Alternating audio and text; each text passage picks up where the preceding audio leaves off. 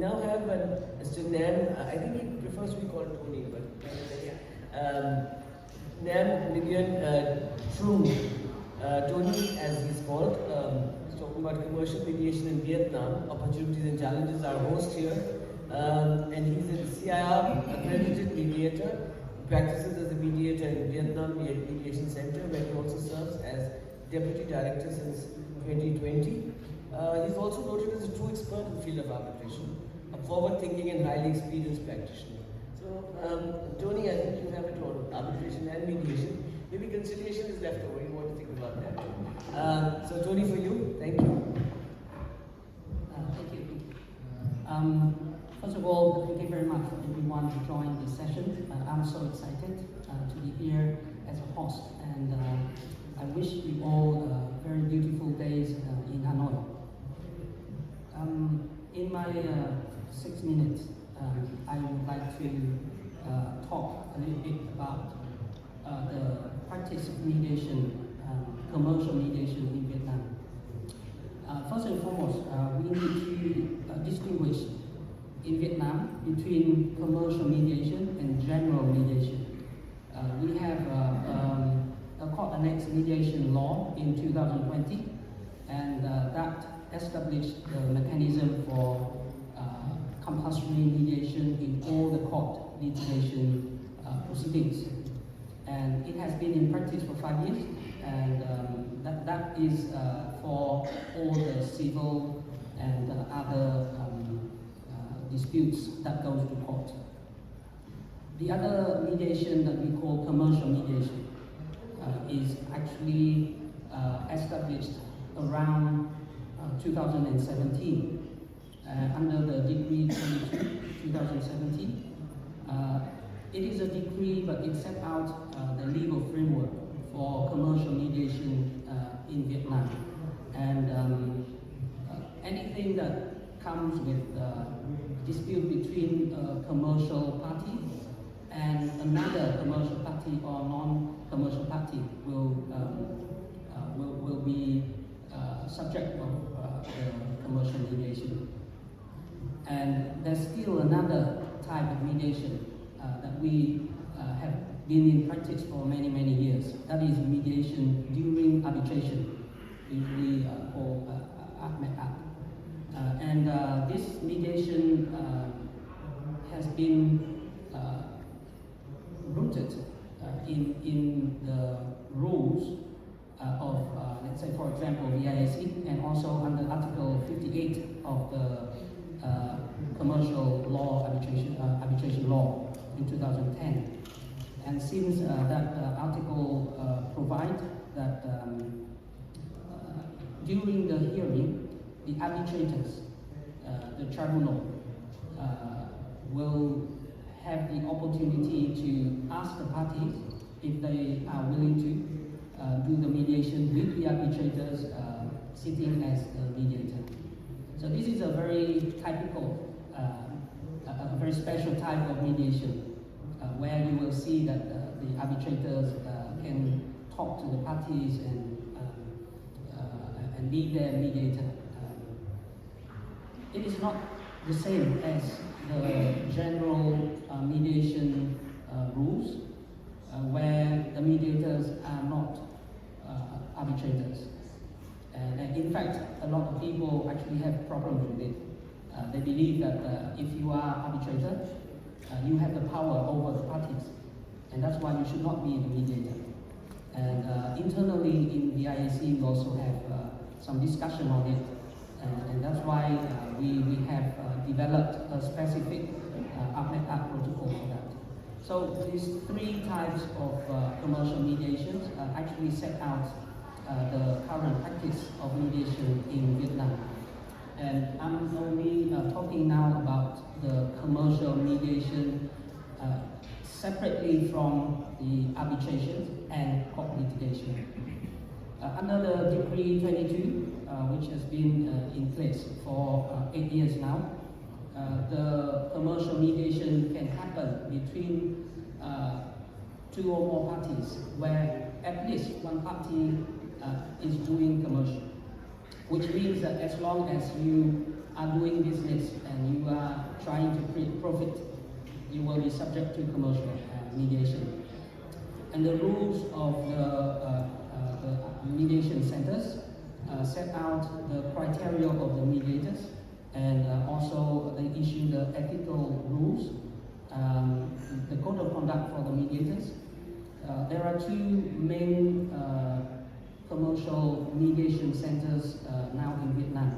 One is a VMC, my own mediation center, where I'm the deputy director, and the other is a VICMC, and they both were created in 2018.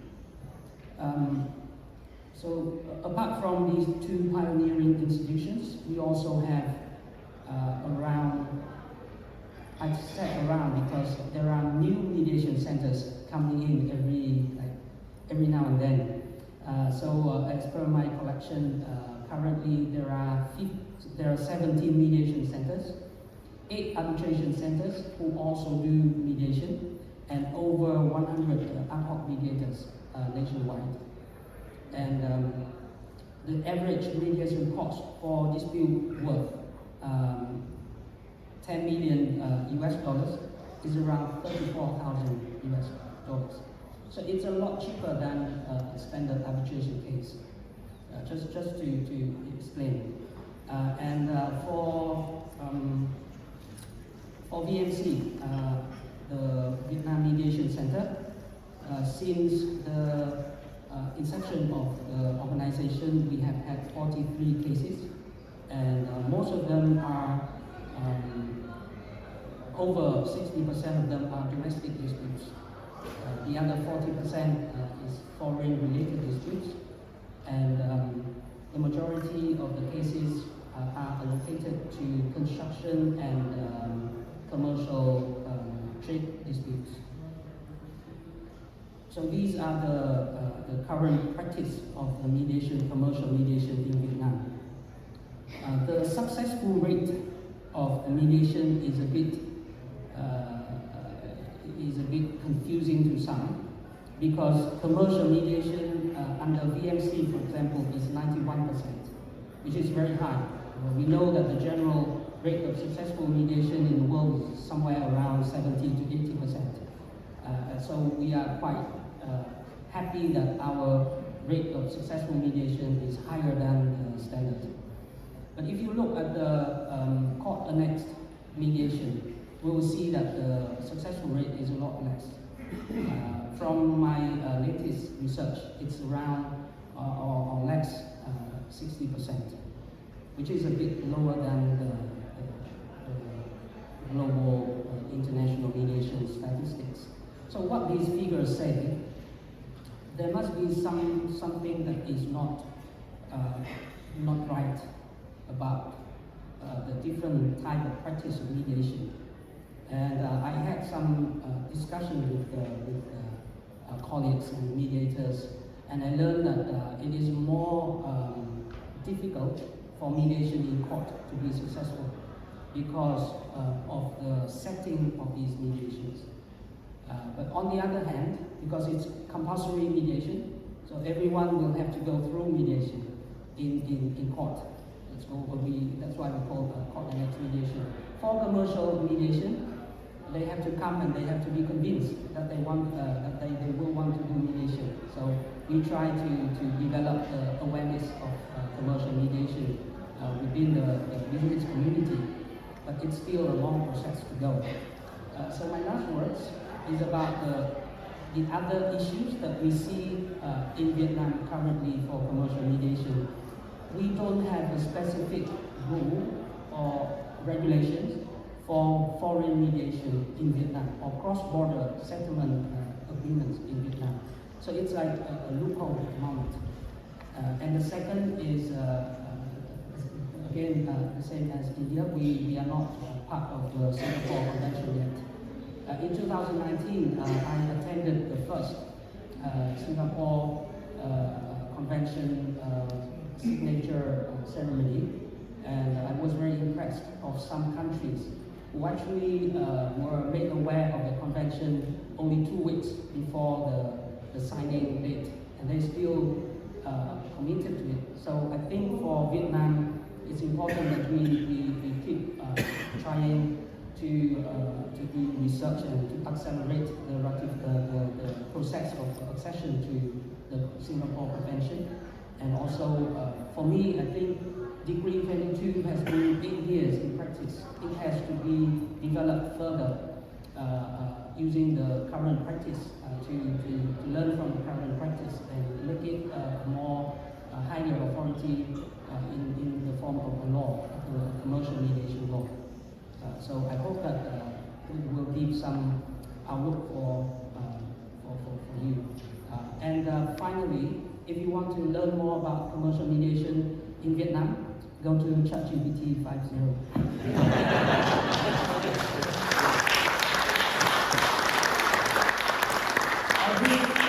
The most popular part of the conversation, and that's yet another chapter that I'm sure we'll be discussing over Malaysia, ChatGPT and its users, the authenticity, the verification, the process of credibility. But I'm afraid it's also here. You can't ignore it either. So it's just the safeguards that need to be put into place. Talk about regulation. So back to our subject. Thank you very much, Tony, and thank you for being such a great host as the Vietnamese lawyer on the panel. Next is Ila Sheel, advocate in record. She's at the Supreme Court of India and the founder of Clarity Law. That's a nice word. Practices extensive